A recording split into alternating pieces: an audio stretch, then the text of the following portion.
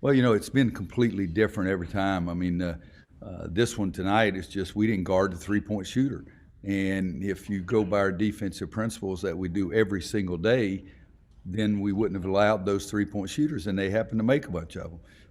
But you know, so the first game, I guess it was it UNLV, Steve? We were down 13 to nothing. I mean, we just screwed it up every which way you can screw it up. But today, I think it was just the defensive end of the floor, and they're shooting threes and making them. And four of our first five shots were outside shots.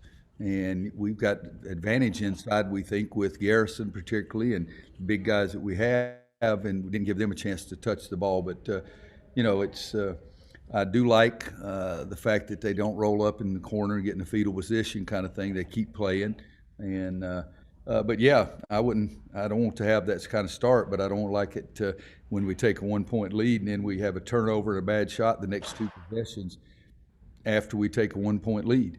And again, you can pick out so many things. I mean, we have, again, you go to the line with opportunity to get 6 points and you get zero.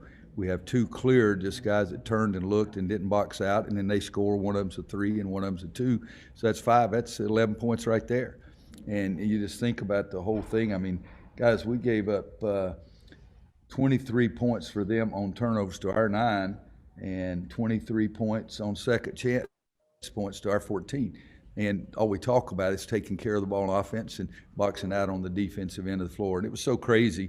I mean, 3 times I stepped to the referee and I said, this shot goes in, I want a timeout. Or if this free throw goes in, I want a timeout. This free throw goes in, I want a timeout. So we couldn't put any pressure on them by scoring. The way you put pressure on somebody is you have to score yourself for them to see that lead shrink, and we never could get any pressure on them.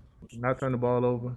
That'd be the best thing we could do. I think that's the most important. Us getting shots is the most important thing. We haven't been getting shots how we want to.